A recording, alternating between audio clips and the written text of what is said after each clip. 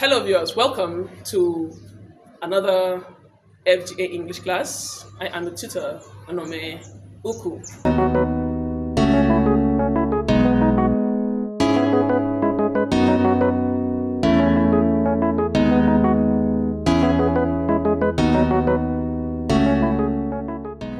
In our previous class, we discussed the features of a narrative writing. We mentioned the plot, we mentioned conflict and characterization. But today, we're going to continue with setting. Setting, what is setting in the narrative? Setting is actually the time and the place where the events of a narrative unfolds. It is the place where all the incidents that are acted out or that are carried out by the characters actually happen. Okay, that's what a setting basically is.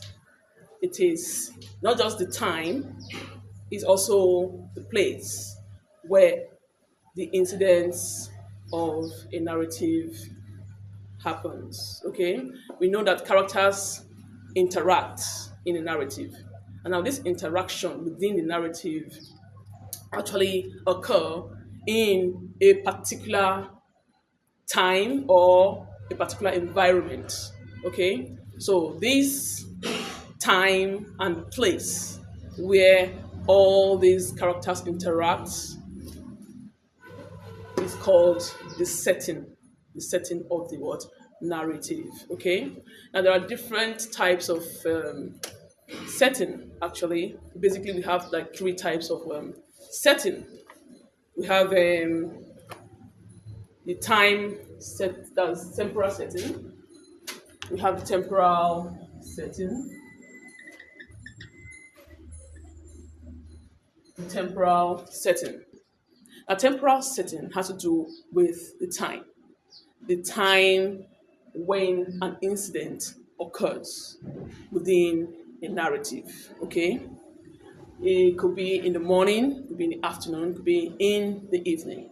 It could be for a week, it could be for a month, it could be annually. Okay, then also time setting has to do with the era. For example, talking about a specific or historic time. Like you could say the Elizabethan era or the Victorian age, or post-independence age and all that. So that has to do with the temporal setting. Temporal setting basically has to do with the time where the incident was took place. All right. Then, apart from temporal setting, we also have um, geographical setting. Geographical setting. Now, the geographical setting has to do with the place where the incident was takes place. It could be in it could be in the forest, it could be in a school, it could be in it could be in a house, like in a compound. Okay, that's a geographical what setting. If you want to actually, if as a writer you want to choose, you choose whatever you know place you want to what you want to um, use as your what geographical what setting. Okay, so also for geographical setting we have mountains, seas. In fact, there are some people that actually travel. Some writers who actually take time to travel to other to countries other than theirs to find suitable what locations where they can use as their what as their geographical setting. They want to experience the environment, okay, before they can start writing, so that they will know exactly, because they've experienced it, so they will know exactly what to describe in terms of what the setting. Okay, so then also we have the psychological setting. We have the psychological setting. Psychological setting basically has to do with the characters in the narrative. Okay, now some the characters in the narrative have personal, issues sometimes. Okay, like they have personal issues, and these issues that they have, this turmoil they have within, can actually affect, or influence the way they behave and interact with other characters within the setting. Okay, for example, a character can be sad, can be sad or portrayed as sad. A character can be happy. A character can be obsessed. Yes, can be obsessed. And so the mental state of a character actually influences the way that character behaves, within the narrative, or behaves to other people. For example, if you are actually guilty about something, and you're weighed down, because of it, then that actually might influence the way you actually, relate with other characters or whoever it is, probably that you offended. You tend to want to be nice to the person.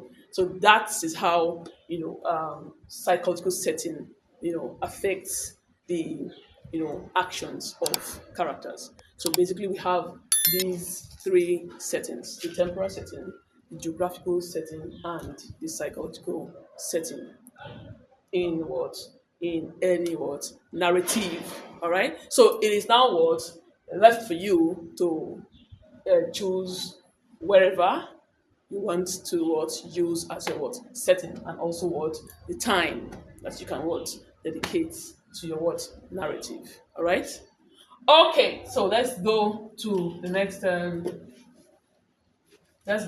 feature of the next feature of a narrative. Let's see.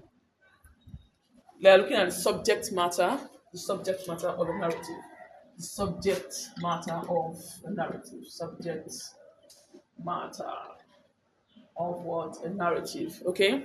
Now, the subject matter of a narrative basically is the central idea, the main area that the narrative is addressing.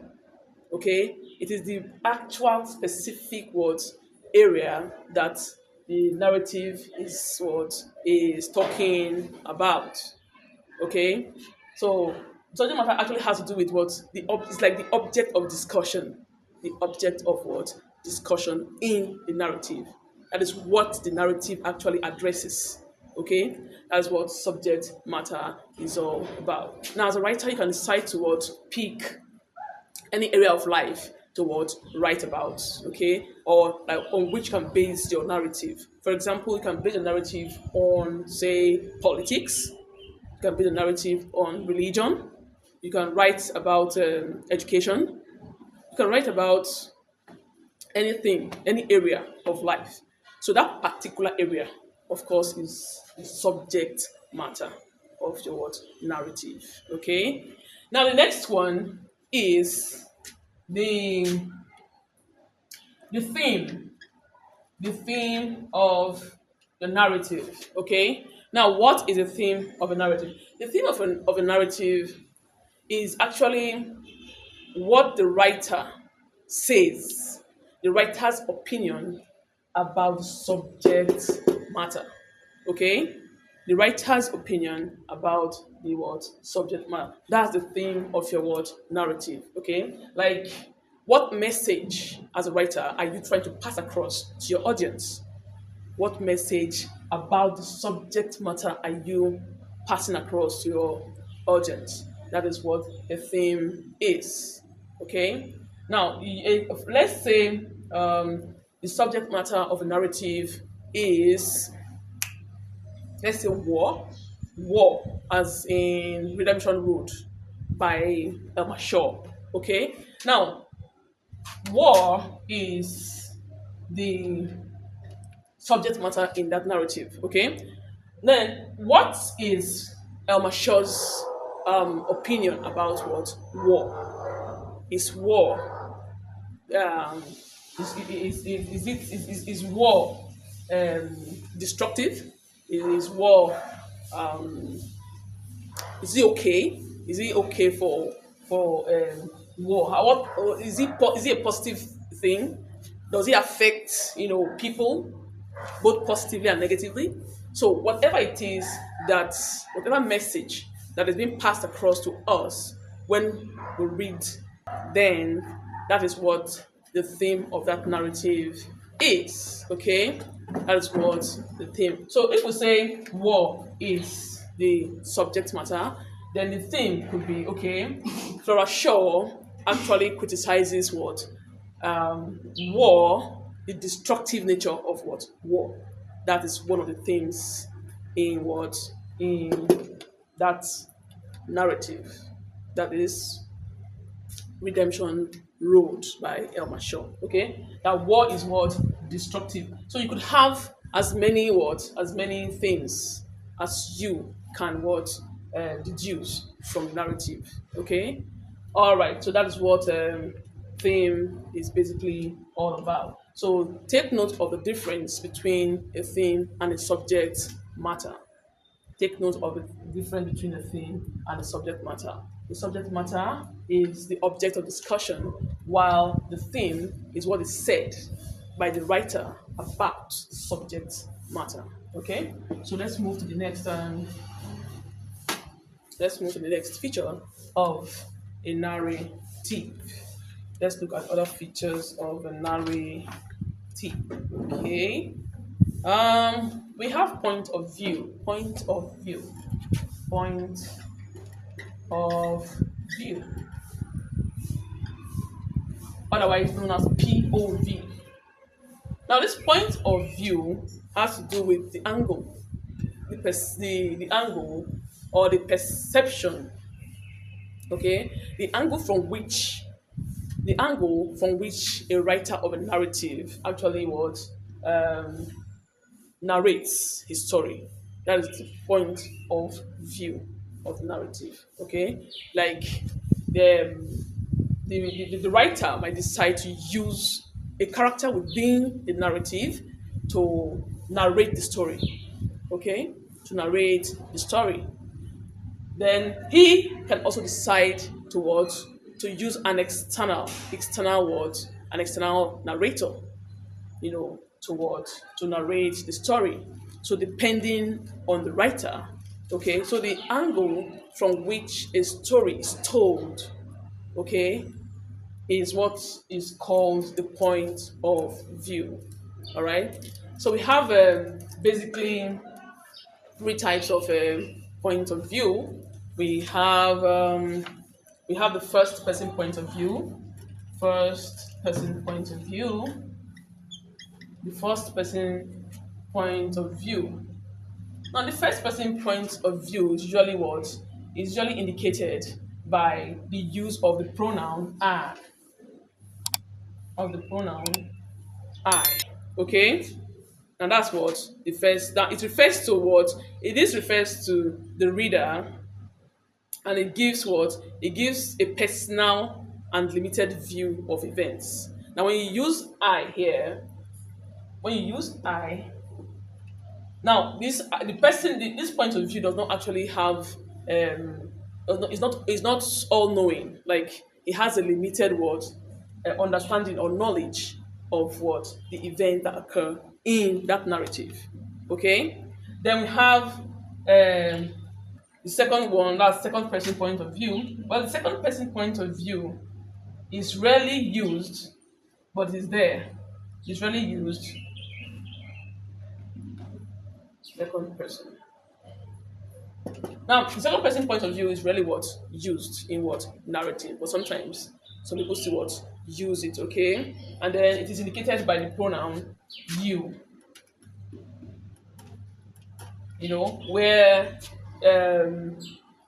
the reader is actually being referred to, like the reader is now part of the narrative, like he is actually, how do I put it now? The reader is now part, like is actually drawn into the narrative, okay, and then that is a second person point of what view, okay, and then the third person point of view, the third person point of view, third person point of view. Now, the third person point of view here is basically of what is even of two types. Okay. Now, this type of what point of view is what most narrators use. Is what most narrators what use. And now this particular one is actually indicated by the third person, by the third person, by the third person. What does it now? And then it's here, third person. He, that's third person singular, or she. Let's say he or she, and then we have also they. All right. So these are the words pronouns that I used for the third person, for the third person narrative word point of what view. Okay. All right. And this third person point of view is actually of two types. It's actually of what two types, and one of them is third person limited, third person limited, and the second one is what third person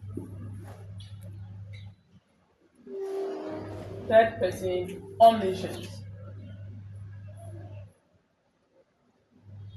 Okay, all right. Now the third person here has two types, like we said, and then the first one is the third person limited, and the other one is what the third person omniscient. Okay, and this particular one, the third person limited, focuses on the thoughts and feelings of one major character, just one major character in the narrative. Okay, now this one focuses on just one major word character in the narrative. All right, and that's the character from whose perspective we are what reading the narrative. Okay, then third person omniscient. The third person omniscient is an outside character who actually knows and sees everything in what that goes on in the narrative. He knows everything. He knows all the events.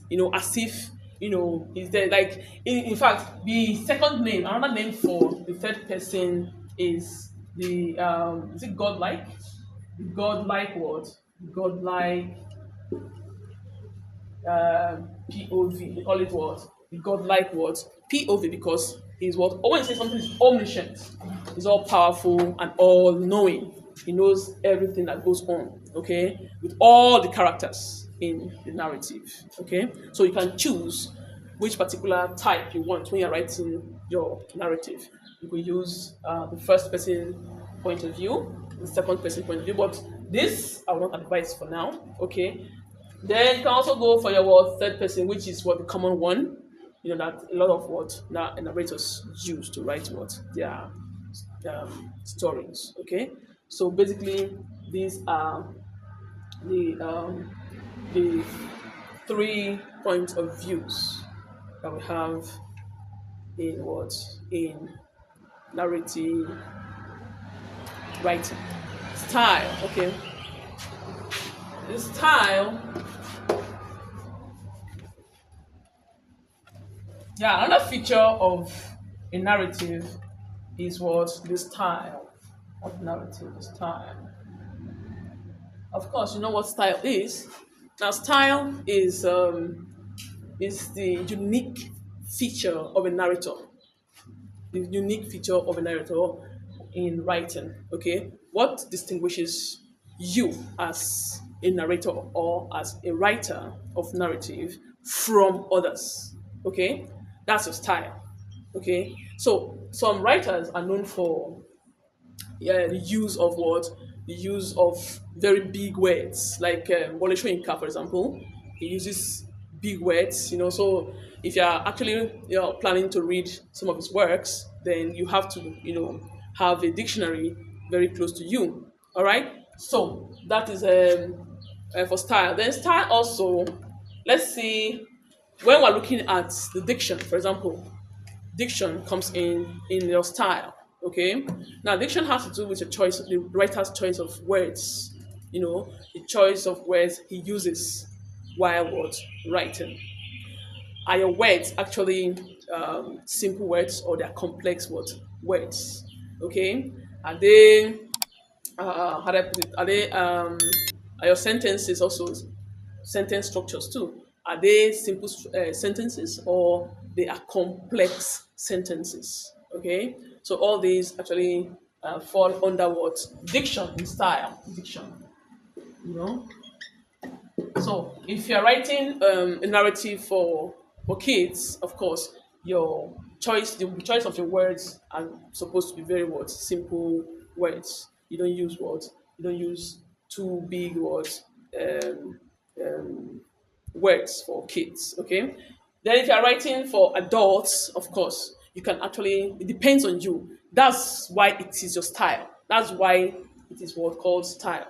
Whatever it is that you want to do with your narrative, in terms of what, in terms of the choice of words, everything depends on you, and that's what will actually differentiate you, or stands you out, from other words, from other narrators. Okay.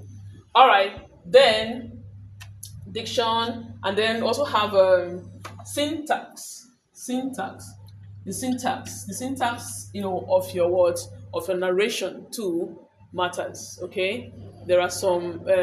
I think this actually boils down to the structure of your sentences. All right. So if you decide to use simple, structures like SVO, which is a subject, verb, and object pattern. You can use it. That would be simple sentences. Okay, so it depends on the narrator. So whatever you choose to do with your style, so you as a writer should be able to what? Should be able to um, decide which particular type of what structures your sentences will follow. Okay, and then apart from that, we also have the tone, the writer's tone, the writer's what? Tone. And the writer's tone has to do with the writer's opinion or his mood towards the word, towards the subject word matter of narration or of narrative. Okay. Now, what does the writer think? Well, how does what's his what does he as in what's his opinion about what he's writing? Now, if, for example, let me go back to the subject matter in Redemption Road by Emma Shaw. Now, if Emma Shaw's subject matter is war in Liberia, in the Liberian Civil War, of course. Okay. Now, what is her tone? Her tone in that word, in that narrative, is what? Is that of criticism. Okay, she criticizes what? War for its what? Destructive nature. Okay, so that's her tone, towards what? That subject matter of war. Okay, she doesn't really like war. Nobody does actually. Okay, so the tone is what? Is the writer's what? The writer's mood, his mood towards what? the the writing is a subject what? Matter. Okay, so it depends on what you as the narrator. Okay, nobody decides it for you. If you're happy about it, it will actually reflect in your words narrative. If you're not, it also reflects. Yeah, it is not something that is for pop and plain. Like, the writer will not tell you exactly how he or she feels. Okay, but it is now left for you as a reader to be able to decipher whether it is what whether he's happy about it, whether he's no, whether he critiques it, or he advises, people, against or for it. Okay, so that's the writer's tone. Now, basically, all of these are actually dependent on the writer. That's why it's style. It is what makes the writer actually unique, and stands out. All right. And finally, the voice. Okay, the voice. Well, the voice is almost like the tone. The writer's voice is what it just is almost like the tone, but it differs because the voice is static. The voice is static. Like, what is this particular narrator or this particular writer? What is he known for? Okay, is he known for right? Is he known for criticizing politics? Is he known for upholding good and upright morality? So what a particular word author is known for is his what voice. All right. So all of these four features under style is what makes the writer what unique. All right. So basically, I think we have exhausted our features of narrative. From our last class, we have discussed so far the features of narrative to include the plots, the conflict, the characterization.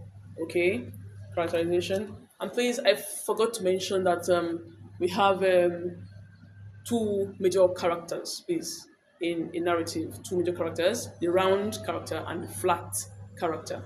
Okay, and then we have other sub characters too, but these sub characters actually fall under these two major ones. Okay, like the protagonist and the antagonist. All right. So a round character is a character that is what that is dynamic. Basically, he's dynamic. He he's subjected to change. He can change. Okay. Let's take for instance a child who is very shy in the primary school, for example, was very shy and all that. Then he now grows up to become very brave and bold, and he became, in fact, a politician. All right. So that is an example of a round character. That a round character is capable of surprising the reader. Okay. But unlike the flat character, who is not dynamic, he doesn't change. He's just he's just static. All right. He just has a particular trait, and that trait is what he's known for throughout the narrative. All right. Okay. So we mentioned characterization, and then we went to setting. We discussed setting, which we started from today, and then we went to further discuss the subject matter of a narrative, and then to the theme of a narrative, and finally to the point of view. Sorry, to the point of view, and finally to style. Okay, so these various features are what you should consider when you are trying or attempting to do a narrative or to write, a narrative. All right. So I hope you've been able to get something. So if you want to actually write as a career or want to write as maybe a hobby, you should put all of this into consideration. All right. So thank you for watching, and I hope to see you in my next class. Bye for now.